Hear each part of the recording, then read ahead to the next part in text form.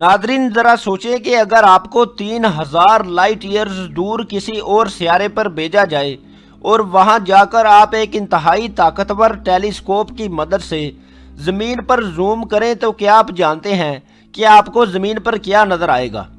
हैरत अंगेज तौर पर आपको ज़मीन का वो दौर नज़र आएगा जो आज से 3000 साल पहले हुआ करता था, यानी वो दौर जब एंशियन इजिप्शियंस पैरामिड्स बनाया करते थे। इसका मतलब ये हुआ कि ये पावरफुल टेलीस्कोप आपके लिए एक टाइम मशीन का काम करेगा। बेशक आप 3000 साल पीछे तो नहीं जा सकेंगे, लेकिन आप इसको देख जरूर सकेंगे। अब आप अपने ख्यालों से निकलकर इस मशीन को देखें, क्योंकि यही वो मशीन है जो हमारी दुनिया से करोड़ों लाइट ईयर्स दूर मौजूद गैलेक्सीज, स्टार्स और प्लैनेट्स के पास में देखने की काबिलियत रखती है, और ये 30 सालों की मेहनत के बाद बनाई गई है। दोस्तों, ये मशीन नासा के साइंटिस्ट पिछले 30 सालों से मुसलसल बना रहे थे, जिसे जेम्स वेब स्पेस टेलीस्कोप का नाम दिया गया है। इसको बनाने में 10 बिलियन डॉलर्स या फिर 75,000 करोड़ रुपए खर्चा आया, और ये मशीन हजारों इंजीनियर्स की दिन रात मेहनत का नतीजा है।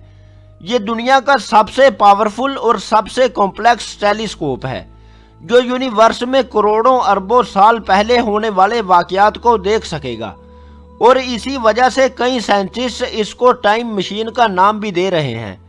नासा के पास अब एक ऐसी चीज आ चुकी है जिसकी मदद से जमीन और इस यूनिवर्स के पोशीदा राजों से पर्दा उठने जा रहा है। लेकिन सवाल ये है कि करोड़ों साल पहले जो कुछ भी हुआ वो ये टेलीस्कोप देख कैसे सकेगा। ये टेलीस्कोप काम कैसे करता है और इसकी मदद से क्या क्या देखा जा सकेगा। इन तमाम सवालात के जवाबात जानने के लिए ज़रूरी है कि हम पहले ये जानें कि हमें चीज़ें नज़र कैसे आती हैं। नादरीन, जब हम किसी अंधेरी जगह में दाखिल हों, बेशक उस वक़्त हमारी आंखें खुली हों, लेकिन हमें उस वक़्त कुछ नज़र नहीं आता। लेकिन जैसे ही कमरे में लाइट ऑन की जाती है तो हमें सब कुछ नज़र आने लगता है। इसका मतलब जब तक उस जगह अंधेरा था तब भी वो तमाम चीज़ें वहीं पर मौजूद थीं, लेकिन हमें अंधेरे की वजह से नज़र नहीं आ रही थीं। और जैसे ही रोशनी इन तमाम चीज़ों से रिफ्लेक्ट होकर हमारी आंखों पर पड़ी तो हमें सब कुछ नज़र आने लगा। यानी किसी भी चीज़ को देखने के लिए रोशनी बहुत ज़रूरी है। दोस्तों, रोशनी जो कि 3 लाख किलोमीटर पर सेकंड की रफ्तार से सफ़र करती है, इसको एक छोटे से कमरे में फैलने के लिए तो ज़रा सी भी देर नहीं लगेगी। लेकिन जब यही लाइट हमारी इतनी बड़ी यूनिवर्स में फैलती है तो जाहिर है कि इसको एक जगह से दूसरी जगह जाने में टाइम लगता है। चांद और ज़मीन के दरमियान तकरीबन 3,84,000 किलोमीटर का फासला है।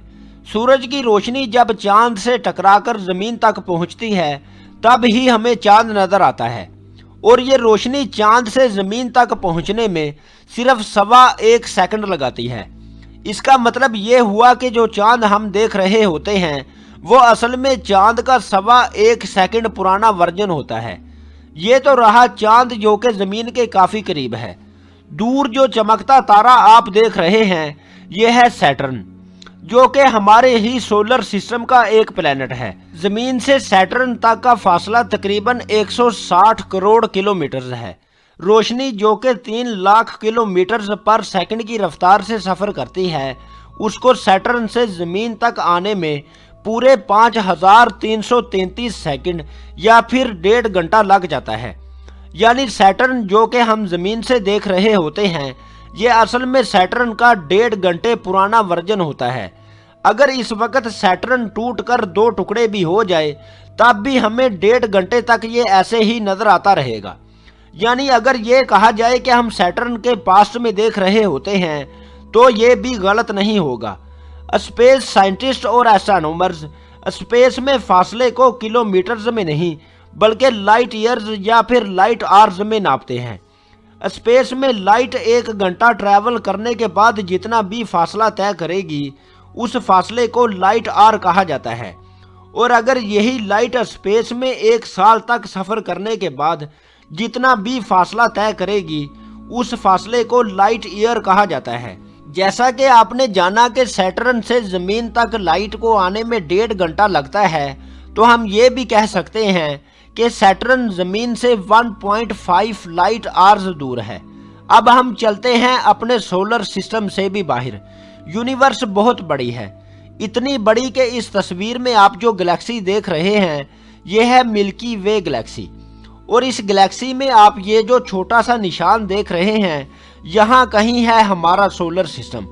ناظرین، یہ ملکی وے گلیکسی 1,25,000 لائٹ ایئرز جتنی پھیلی ہوئی ہے، یعنی ہماری گلیکسی کے ایک کونے سے دوسرے کونے تک لائٹ کو پہنچنے میں پورے 1,25,000 سال لگ جائیں گے۔ لیکن حیران کرنے والی بات یہ ہے کہ ایسی لاتعداد گلیکسیز اس یونیورس میں موجود ہیں، مگر ہماری آنکھیں ان کو دیکھ نہیں سکتی۔ وہ اس لیے کہ اتنا دور ہونے کی وجہ سے ان کی لائٹ اتنی کم ہے کہ ہماری آنکھیں اس لائٹ کو کیپچر نہیں کر سکتی۔ لیکن پھر بھی اگر ان گلیکسیز اور ان میں موجود سیاروں کو دیکھنا ہو تو پھر استعمال کیا جاتا ہے ٹیلیسکوپ۔ ٹیلیسکوپ کے اندر کروڈ شکل کا شیشہ لگا ہوتا ہے جو کہ تھوڑی سی بھی لائٹ کو ایک مخصوص فوکس پر ریفلیکٹ کرتا ہے، جس سے بہت دھیمی روشنی بھی تیز نظر آتی ہے۔ جو ٹیلیسکوپ جتنی زیادہ لائٹ اکٹھی کر پائے گا وہ اتنی زیادہ چیزوں کو اسپیس میں دیکھ سکے گا۔ ناظرین، 1990 میں بنایا جانے والا ہبل ٹیلیسکوپ ہمارے سولر سسٹم سے 10 بلین لائٹ ایئرز دور گلیکسیز کو بھی دیکھ سکتا ہے۔ ہبل کے اس سسٹم کو ڈیپ فیلڈ بھی کہا جاتا ہے۔ یہ ہے وہ تصویر جو کہ ہبل ڈیپ فیلڈ نے بنائی تھی، اور اصل میں ہم ان گلیکسیز کے پاسٹ میں دیکھ رہے ہیں، اتنا پاسٹ کہ جب ہماری دنیا بھی نہیں بنی تھی۔ جی ہاں، گلیکسیز کا یہ ورژن جو آپ دیکھ رہے ہیں، ان میں سے جو لائٹ نکل رہی ہے وہ اصل میں 10 ارب سال پہلے نکلی تھی، جو آج ہم تک پہنچی ہے، جبکہ زمین آج سے 4.5 ارب سال پہلے بنی تھی۔ اب سوال یہ ہے کہ جب ہبل ٹیلیسکوپ پہلے ہی گلیکسیز کے پاسٹ میں دیکھ سکتا ہے تو سائنٹسٹ کو جیمز ویب اسپیس کی ضرورت کیوں پڑی؟ ہبل ٹیلیسکوپ میں 2.5 میٹر بڑا جبکہ جیمز ویب میں 6.5 میٹر بڑا شیشہ لگا ہوا ہے۔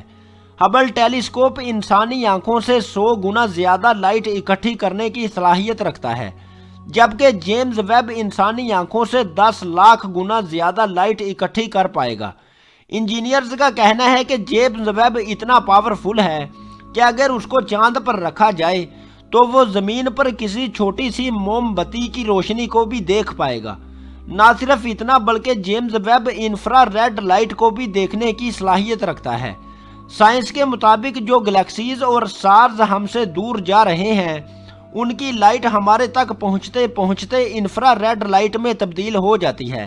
انفرا ریڈ لائٹ جو کہ نہ ہی ہبل ڈیٹیکٹ کر سکتا ہے اور نہ ہی انسانی آنکھ۔ جیمز ویب اسپیس ٹیلیسکوپ کی مدد سے ہم ان گلیکسیز کا بھی پتہ لگا سکیں گے جو یونیورس میں موجود تو ہیں لیکن ہم ان کو دیکھ نہیں سکتے۔